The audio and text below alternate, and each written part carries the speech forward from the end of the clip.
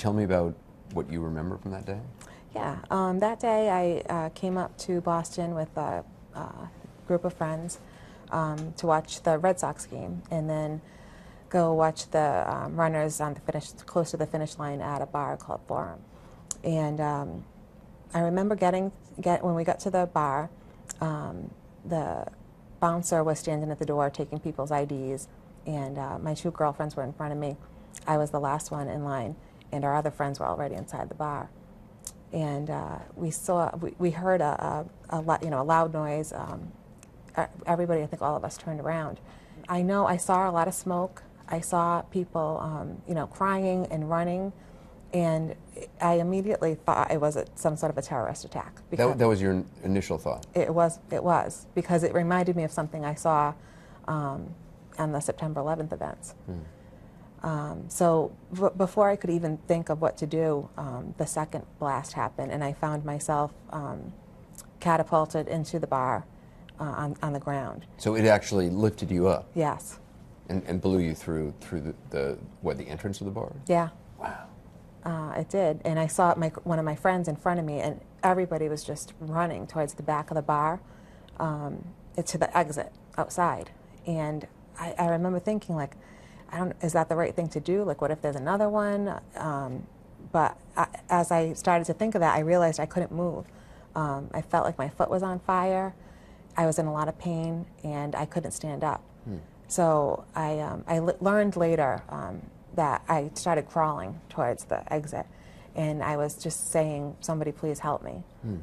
And people kept running by, and a woman luckily heard me say it and came over and tried to give me a hand. She asked another woman to assist her, and they both were trying to get me to the back. To the back of the bar? To the back of the bar, and the exit where the outside was. You said it felt like your foot was on fire. Did you check it out? No, I felt like it was on fire, and I thought, if I look at it, I'm not going to keep going. It's going to scare me so much that I'm not going to move. So you didn't even look down? No, I didn't look down until I did look at one point when I was being carried down at the ground, and I saw a trail of blood. What's going through your mind at a time like that? I was just hoping I wasn't going to die. And that I'd get in that ambulance in time, and I also was in excruciating pain that I wanted to end. Did anybody do a tourniquet at any point? They did, yeah. They tied a belt around my leg. My friend Tommy gave his belt, and they tied it around my leg. And I remember that hurting a lot.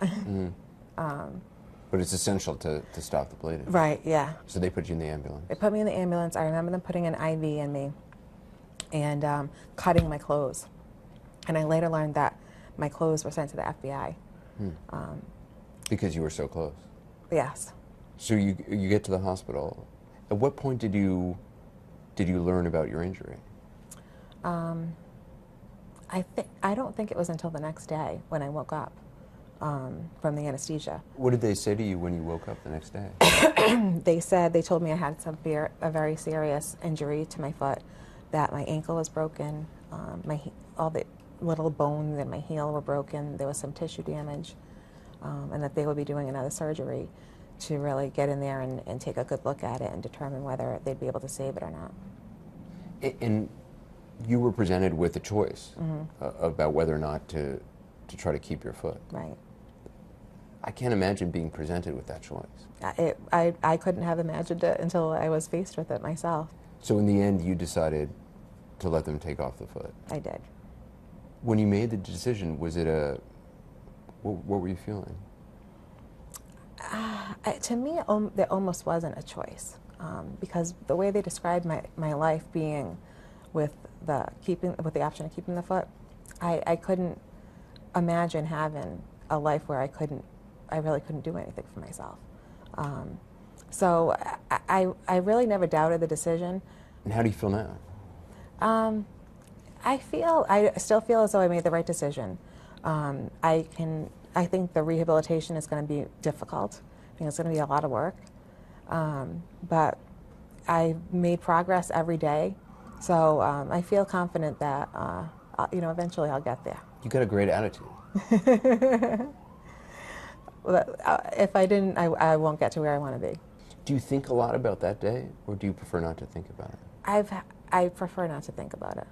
You know, I haven't focused a lot of energy on recounting the events. I think at first I did a couple times, you know, what if I had gone with the first crowd of people that went over to the bar? Maybe this wouldn't happen to me. You know, what if I decided that I wasn't going to go to the game this year? And I think I did that for a little while before I said, well, what if anything? That's not what happened. This is what happened, and this is what you have to deal with. And you're dealing with it. I am. I'm so impressed by the people who rushed in to help people like yourself, who, you know, took off their belts and tied tourniquets. And Yeah, that I think, from this experience, my initial, you know, takeaway has been that people will do things that you would just never expect them to. I mean, the folks who actually got me out there, got me outside and onto the ambulance, didn't know me. They had no obligation to help me. They were really putting their own lives at risk because they didn't know what was going to happen next. Do you think about the people who did this to you? I haven't thought about it yet. I just kind of want to stay focused on rehabilitating myself, and then maybe I'll learn those details later. But that, at this point, that's not important to you? No. Just getting better? Right? Just getting better. I wish you strength in the days ahead. Thank you. Thank you very much. Thanks. Heather Abbott, her spirit is so strong. A fund has been set up to help pay for Heather's recovery and the prosthetic devices she's going to need for the rest of her life. To make a contribution, go to GoFundMe.com/Heather Abbott. You can find that link, plus links to other victims' funds on our website at ac360.com.